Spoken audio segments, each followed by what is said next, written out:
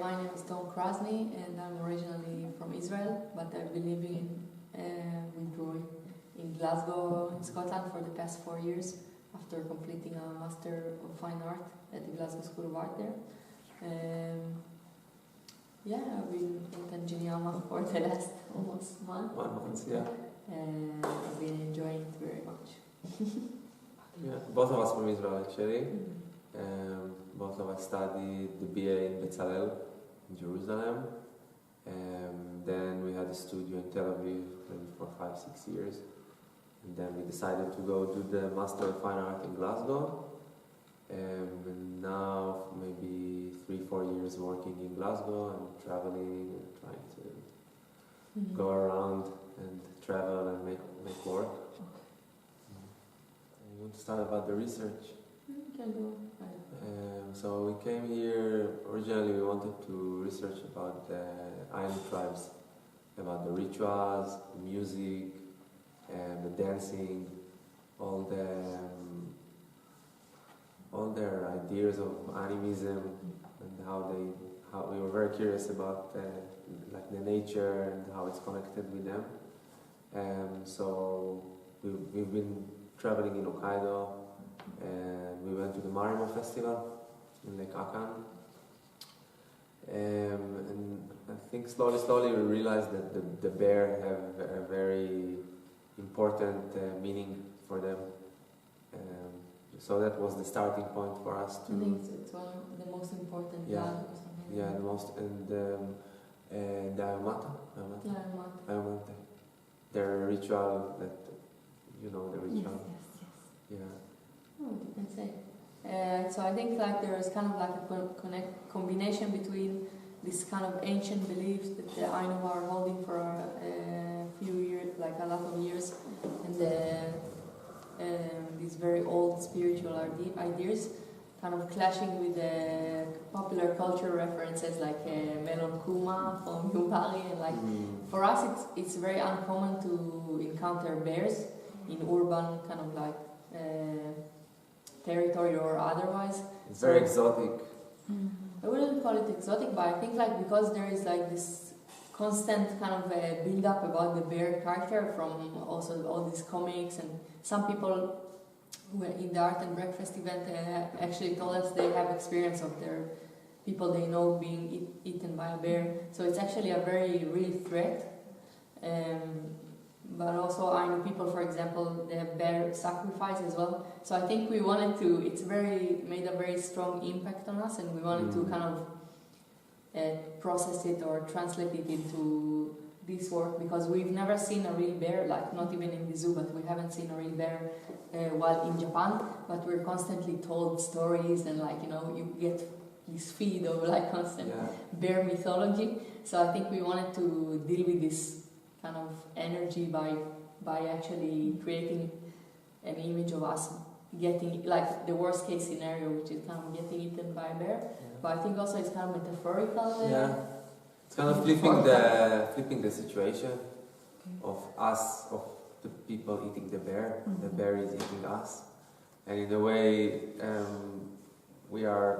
there is something with Japan for us that it's so far away, and we are kind of surrender because we... So I think the bear is kind of maybe a symbol for this visit in Japan, and we're kind of being consumed by it, but come out from the other side, because we're coming out from the other side. So we're not being killed or being eaten, but we're kind of coming out the other side. Hibernating. A little bit different than the cave. I think it's a little bit more soft and more joyful. It's not about aggressive or something. It's something more. Also, I think we want to keep some of the skeleton of the sculpture is visible, because we wanted to kind of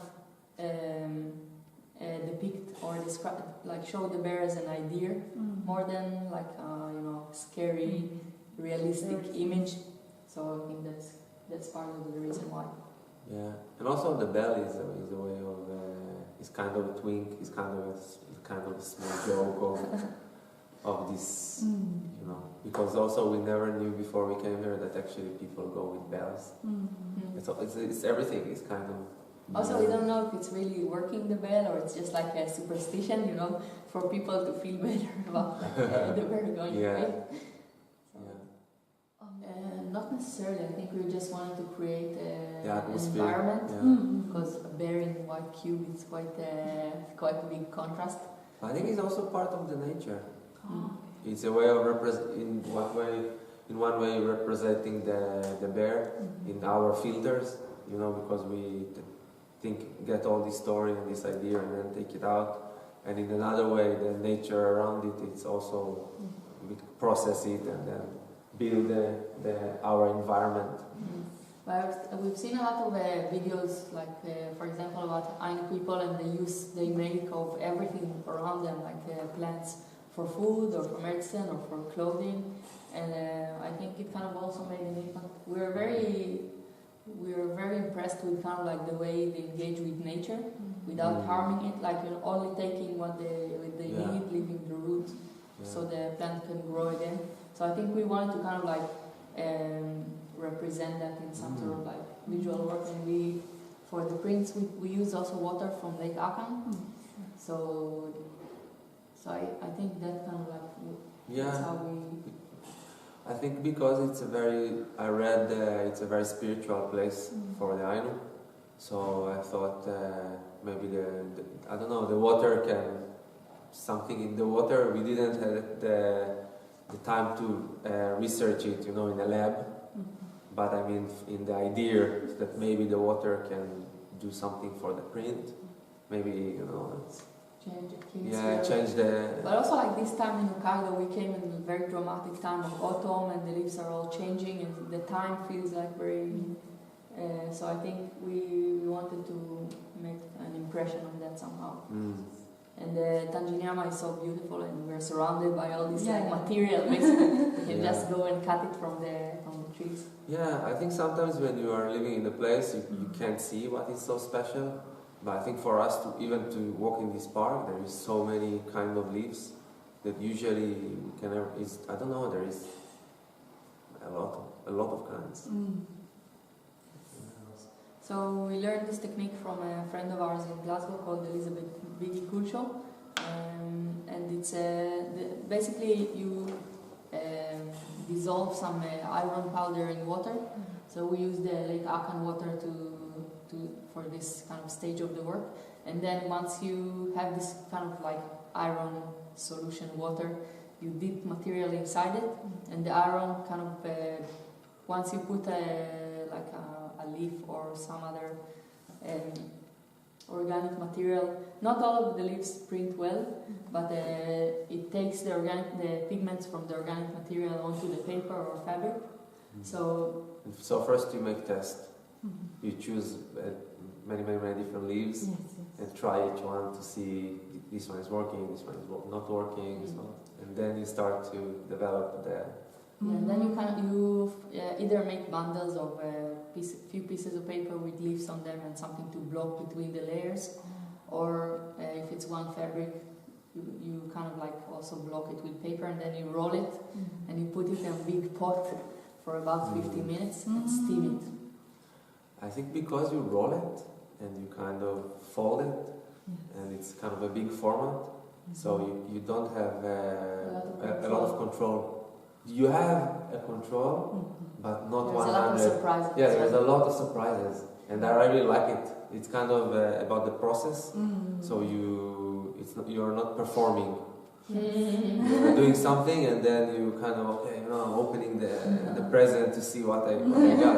And you need to wait for it. It's kind of like a nice thing.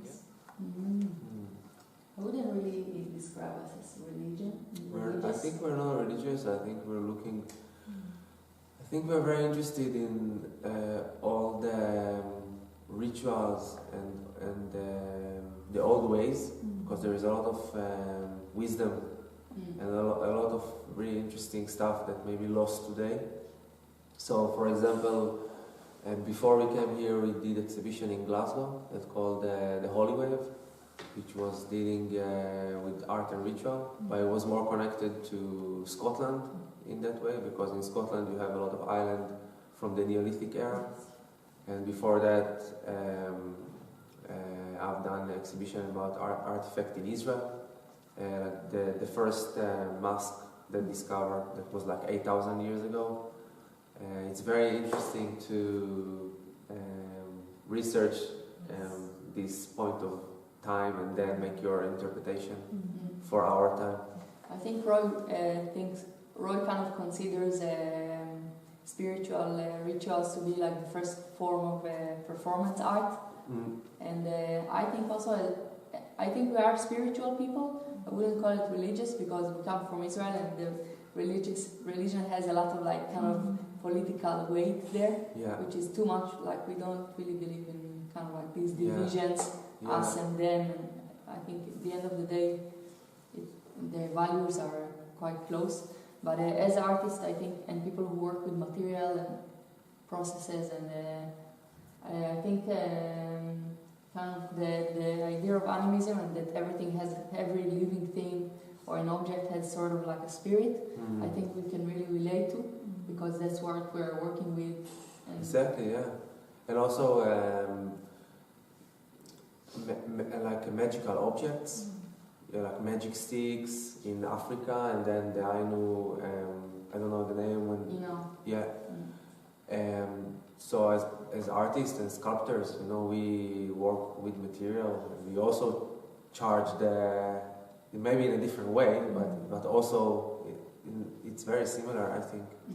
I think there's also a lot of respect in the way the Ainu kind of deal with nature, and maybe maybe now with the global era, and we feel this connection was a little bit lost. It sounds kind of romantic idea, but I think actually there's a lot to learn from them about respect, like to each other and for animals and for plants and the environment in general. Yeah. Very modest also.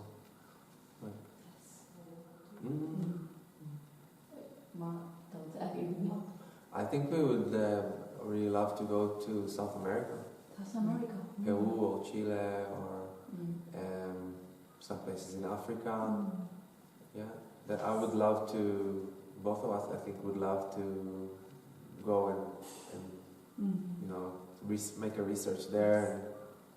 I think at this point with the Ainu, it feels like also it's really hard to really make contact when you're coming for this short period of time, because we don't want to be like European artists that come to so we don't want to be like colonialists. We are really interested to learn, but it takes time to create real connections.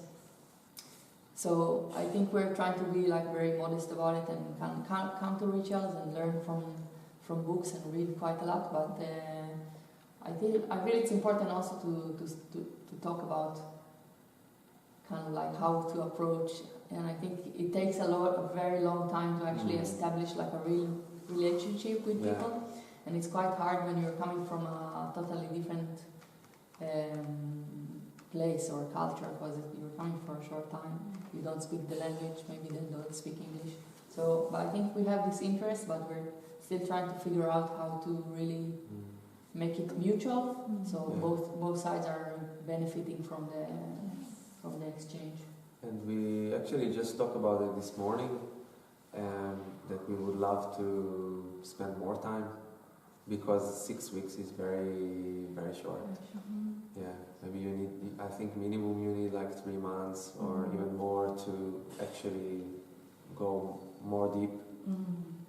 We have one Japanese colleague in Glasgow School of Art, and we were looking for, we've been wanting to go to Japan for a long time, and we've been kind of like asking people if they know if there's any good residencies, and Godai recommended us of this place.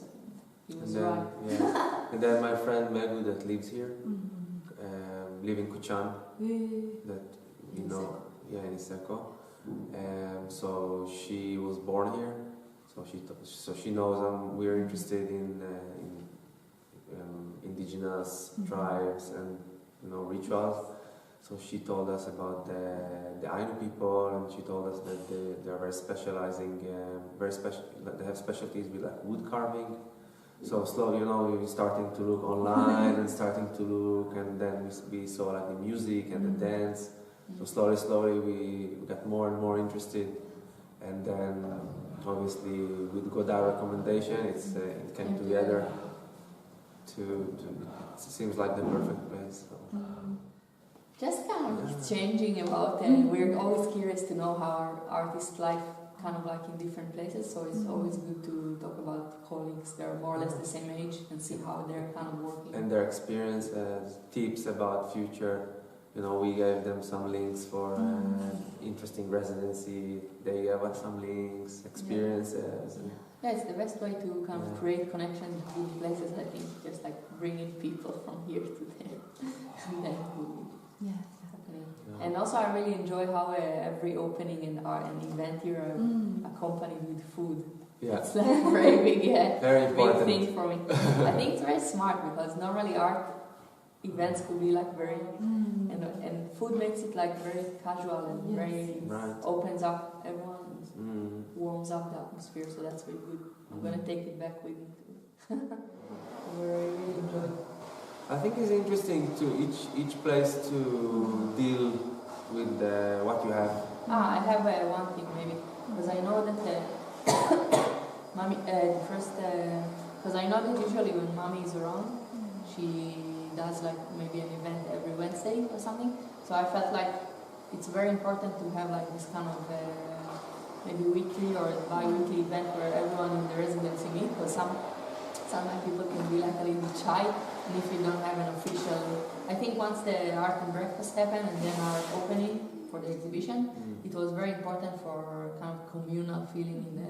Actually, I agree with that. Because it brings everyone together, so I think it's really good to have some sort of everyone like a meeting, everyone coming together and getting to know each other. That's true, because actually we were not sure we would do an opening for the exhibition, and then we decided to do an opening, and it was very, very nice. And like we kind of set all the artists together and talk, and you know, it's a way to connect. You kind of need to have a subject, and then everyone comes together. It doesn't matter. Or just a time, just an occasion to... Yeah, but it could be opening, it could be food, it could be anything, but just something to bring everyone together.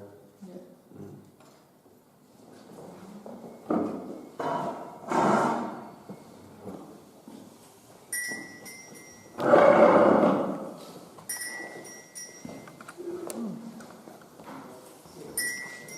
It's weird, like... Yes, Tom. Okay, thank you very much.